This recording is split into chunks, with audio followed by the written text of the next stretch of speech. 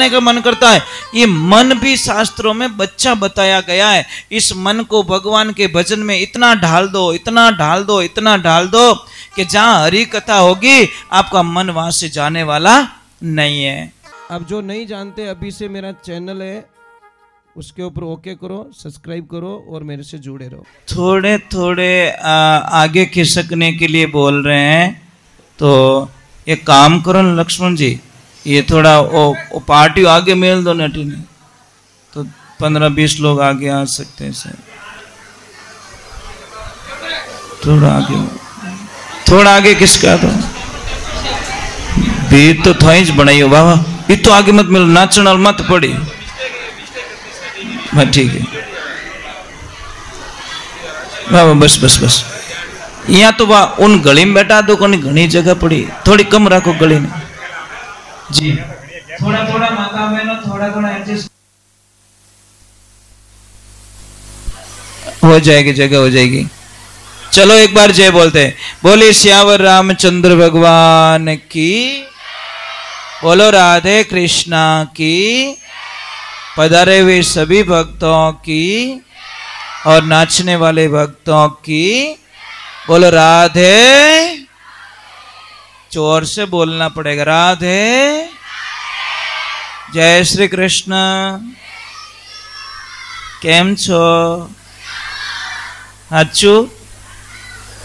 એટલે અહીંયા ગમે ને પૂછે ને કેમ છો કે મજામાં, આપણા લોકોને પૂછે ને કેમ છો તો કે હમણે ટાઈટ હાલે, એટલે શું ખોટો બોલો છો તમે, એ ન બોલાય ને।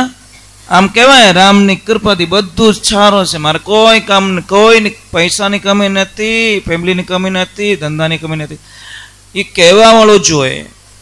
और જ્યારે એ શબ્દ કહેશો ને ભગવાનને સામે, ત્યારે છે ને તમારે ઘર में કોઈ વાતની કમી ન રહે, ગમે ને ઓછું જ પડે बस। चलो राधे राधे। एक बात का ध्यान रखें, जिंदगी के अंदर इस जीवन को जीना है भाई, आवाज मत करना मेहरबानी करके, या तो फिर एक बार शटल हो जाओ, बीच बीच में से तकलीफ हो रही है, जिनको भी आना है आ जाइए, या फिर बोलो मत आप। चलो एक बार जय बोलते, बोले श्री भगवान की। देखो हमको कितने प्रॉब्लम्स होती पता है, समझ लेना आप लोगों ने हलवा बनाया जो भी मनपसंद का, और उसमें अगर कोई नमक डाल दे तो कितना खराब लगता है। तो वो ही सत्संग में होता है, ध्यान भटक जाता है, तो इस मन को वापस ठिकाने लाने में बहुत टाइम लग जाता है, बहुत मुश्किल से ये ठिकाने आके बैठता है। कई लोग मुझे कहते हैं कि महाराज जी मेरा मन भगवान की भक्ति में नहीं लगता, मेरा मन माला में नहीं लगता। तो भगवान श्री कृष्ण गीता में कहते हैं कि अभ्यास करते रहो, अभ्यास करते रहो, अभ्यास करते रहो, एक दिन आपका मन लगेगा। तो वो कैसे, तो वापस उदाहरण से समझाया गया कि एक छोटा जो बच्चा होता है ना, 1-2 दिन का, 3 दिन का, 5 दिन का, उस बच्चे को जब माँ दूध पिलाती है तो बच्चा दूध पीता नहीं है, बार बार माँ से दूर हो जाता है, वो बार बार दूर हो जाता है। फिर माँ उसको दूध पिलाती, फिर दूर हो जाता है, फिर माँ अपने स्तन को पकड़ के उसके मुंह में दूध डालती है, तो उसको पता चलता है दूध है यहाँ पे। तो एक दिन वक्त ऐसा आता है जिस बच्चे को खींच खींच के दूध पिलाना पड़ता था, और एक दिन ऐसा आता है देवियों कि आप उस बच्चे को छुड़वाती हो। अपने देसी भाषा में कहीं कहे कि आखो दिन कहीं चबड़ चबड़ करे, छोड़े को नहीं, मतलब पूरे दिन वो एक परेशान करे। एक दिन तो ऐसा आता है दूध पाने का मन करता है, एक दिन ऐसा आता है उसको छोड़ाने का मन करता है। ये मन भी शास्त्रों में बच्चा बताया गया है। इस मन को भगवान के भजन में इतना ढाल दो, इतना ढाल दो, इतना ढाल दो कि जहां हरि कथा होगी आपका मन वहां से जाने वाला नहीं है। देखो हम जिंदगी भर सोए, आज का दिन गया, हमारा ध्यान रखना, काउंटिंग होना चाहिए भाई। शाम को हर व्यापारी अपना हिसाब मिलाता है। मिलाते हो कि नहीं मिलाते हो भाई? मिलाते हो ना, लेन देन तो मिलाते हो ना। तो हमारी जिंदगी का भी हिसाब किताब शाम के टाइम में एक किताब में लिखना चाहिए। आज मैंने किसको गलत बोला, किसकी घर की खराब बातें की, कितने गंदे कर्म किए, कितने गलत विचार मुझे आए, ये काउंटिंग हमेशा एक बुक में लिखनी चाहिए। और उसी बुक के पत्ते को सुबह मॉर्निंग टाइम जल्दी से जल्दी उसी पत्ते को वापस पढ़ो तो आपको ग्लानि होगी, अपने आप से नफरत होने लगेगी कि मैं इतना गंदा हूं, मैंने ऐसा ही काम किया पूरा दिन में, लोगों की निंदाई करता फिरा, लोगों के बारे में गलत सोचता रहा। दूसरे दिन और लिखोगे तो उसमें थोड़ी कमी आएगी, तीसरा दिन और लिखोगे और कमी आएगी, चौथा दिन और लिखोगे। आप देखना 6 महीने 12 महीने में एक दिन उस पत्ते के अंदर, उस नोटबुक के अंदर आपने एक भी गलती नहीं की, दूसरे दिन आपको बड़ा अच्छा फीलिंग होगा कि वारे कृष्णा, मैंने कल किसी के बारे में गलत नहीं सोचा, मैंने गलत विचार नहीं किया। क्योंकि वो डायरी ही आपका गुरुदेव बन जाएंगे और वो डायरी आपको रास्ता दिखा देगी। इसलिए कहते हैं कि दूसरों के लिए जब इतना सोचते हैं, इतना समय हमारे पर निकालो, पर क्या करें समझ में नहीं आता। कोई आदमी गया हरिद्वार, अच्छा मैं एक बात बोल रहा हूं, आप गाय माता से कौन कौन प्रेम करते हो? उपराध कीजिए, रियलिटी में करते हो, सच में करते हो, कोई बात नहीं, बहुत अच्छा लगा मुझे।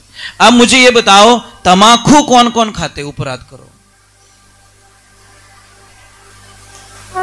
जो जो तमाकू खाते हैं वो गाय माता के सबसे बड़े दुश्मन हैं। आपको पता है तमाकू कैसे बनी, तमाकू की उत्पत्ति कैसे हुई? आप जब सुनोगे तो आपके रोंगटे खड़े हो जाएंगे। ये गाय माता के खून से ये तमाकू बनी है साहब। जो तमाकू खाता है ना, वो गाय का मांस खाता है, गाय का खून पीता है, और उसका यज्ञ, उसका जप, उसका तप कभी सफल नहीं होता महाराज। चाहे वो कितना भी तीर्थ कर ले, कितना मंत्रोच्चार कर ले, कितनी आरती कर ले, उसका कभी यज्ञ जप तप हवन कभी सफल नहीं होता। शास्त्रों में यह विधान दिया गया है। ये तमाकू की उत्पत्ति गाय माता के खून से हुई है। इसलिए तमाकू मत खाइए, तमाकू बहुत गंदी चीज है। फिर भी हम लोग, बहुत सारे लोग गुटखा खा लेते, कोई मिराज खा लेते, कोई सिगरेट पी लेते, कोई बीड़ी पी लेते हैं। क्या महाराज, इस जीवन को क्यों खराब कर रहे हैं हम लोग? क्यों मजाक बना के रख लिया? अरे आपके कोई दुश्मन नहीं है साहब। कई लोग बोलते मारे दुश्मन गणा, मारे दुश्मन गणा। अरे तू तारो जीतू खुदरो दुश्मन है, दुनिया में दूसरों कोई थारो दुश्मन नहीं है। ये ध्यान रखना, आप अपने आप के दुश्मन हो महाराज, क्योंकि गंदी चीजें शरीर में आप डालते हो और फिर बाद में शरीर में लाखों बीमारियां पैदा हो जाती है, और बीमारी होने के कारण हजारों लाखों खर्चा हॉस्पिटल में हो जाता है। और उसी बंदे को बोले ने गाय माता के लिए थोड़ी हेल्प करनी है तो विचार करेगा, सोच के बोलूंगा, सोच के बोलूंगा। अच्छा मुझे एक बात याद आ गई, किसी को भी अगर शुगर बहुत ज्यादा बढ़ जाती है तो टेंशन न करो, फ्री माइंड रहो। दिमाग में रखोगे शुगर, जिंदगी भर दवाएं लेनी पड़ेगी। आप नेगेटिविटी सोचते रहिए, मुझे शुगर नहीं है, मुझे शुगर नहीं है, मुझे शुगर नहीं है। एक दिन देखना क्लीन हो जाओगे। और जिसको भी शुगर जैसे 500 पे आ गई, आपके पास टेबलेट नहीं है, आपके पास हॉस्पिटल जाने के लिए गाड़ी नहीं है, समय लग जाएगा, कंट्रोल कैसे करे? तो बाई चांस किसी भी बच्चे को भेजे दौड़ के सब्जी की दुकान पे, वहां से करेले मंगाए, करेला, क्या कहते हो आप? करेला, 4-5 करेले, 10 करेले मंगा दीजिए, टुकड़े कीजिए और रोटी बनाने की जो परात होती है उसमें डाल दीजिए टुकड़े करके। फिर बाद में उसमें थोड़ा पानी डाल दीजिए और पैरों से उसको रौंदना स्टार्ट करो, जैसे आटो गूंदे ना, उन्हीं प्रकार पैरों से उसको डालते रहो, पैरों से जब दबाते रहो, दबाते रहो, दबाते रहो। 20 मिनट बाद में आपका मुंह कड़वा होने लगेगा, आपके जबान पे ऐसे आएगा जैसे मैंने नीम का पत्ता खा लिया है, एकदम कड़वा कड़वा महसूस होगा। और उसी वक्त में आप वापस शुगर चेक कर लेना, 500 से डायरेक्ट 200 पे आ जाएगी 15 मिनट बाद में, आपको पता ही नहीं चलेगा।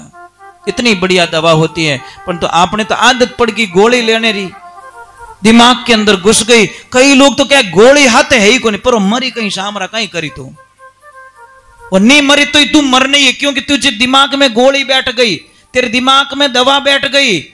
अरे दवा नहीं है तो तू क्या करेगा, चलेगा? ऐसे मन को समझा, चलेगा, कोई बात नहीं, दवा है तो चलेगा और नहीं है तो भी चलेगा। किसी को श्वास ज्यादा चढ़ता है, ये चने आते ना भूंगड़े, आप खाते हो ना चने, पीले येलो वाले, क्या कहते हो आप लोग? चने, चने पीले वाले, यहां पे कुछ अलग कहते क्या? ये कहते ना, शाम के टाइम में जिसको भी श्वास की बीमारी ज्यादा है, शाम के टाइम में 50 ग्राम वो पीले वाले चने खिलाओ और पानी मत पिलाओ, देखो कैसे ठीक होते वो, आप कल्पना भी नहीं कर सकते। पानी मत पिलाना। आपको पता है आपके घर में एक बहुत अच्छा दोस्त है आपका, कौन? ये फ्रीज देवता है ना, योर बेस्ट फ्रेंड। वो क्या कहता है कि टेंशन नको करो, मैं टाइम टू टाइम आपको हॉस्पिटल पहुंचाऊंगा, ये मेरी गारंटी है। क्योंकि आप कहीं पे भी काम करोगे आपको पसीना आएगा, और पसीना आपको पसंद है नहीं, और जिसको पसीना आता है ना बड़ा लक्की होता है, बड़ा भाग्यशाली होता है।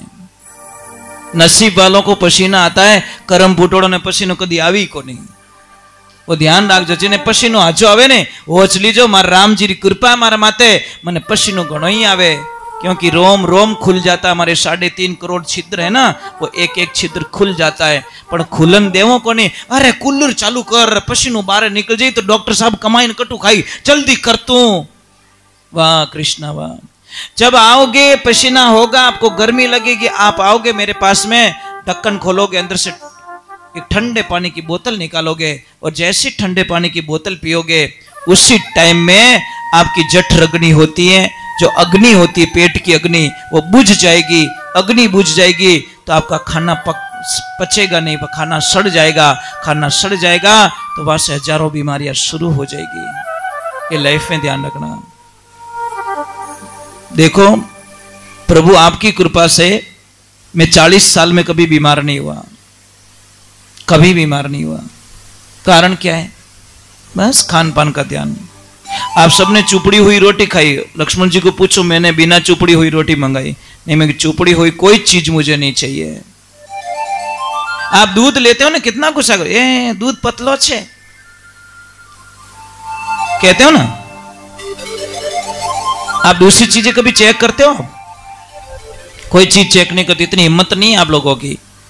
अरे भाई, शरीर आपकी कितनी भी कमर दुखती हो, कितनी भी कमर दुखती हो, मैं इस भजन के बाद में बताऊंगा। बोले श्री भगवान की, थोड़ा जय तो बोलनी पड़ेगी। बोले राधे कृष्णा की, बोलो राधे, थोड़ा जोर से बोलना पड़े, राधे। हाँ बस ऐसे बोलो, आधे आधे मत बोलो, आधे आधे मत बोलो, राधे राधे बोलो।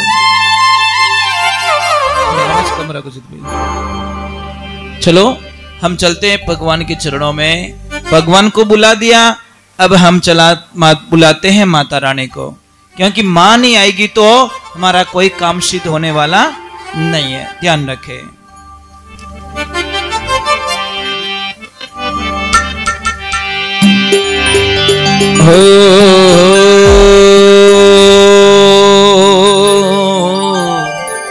अच्छा पीछे बैठे, आवाज आ रही है मेरी?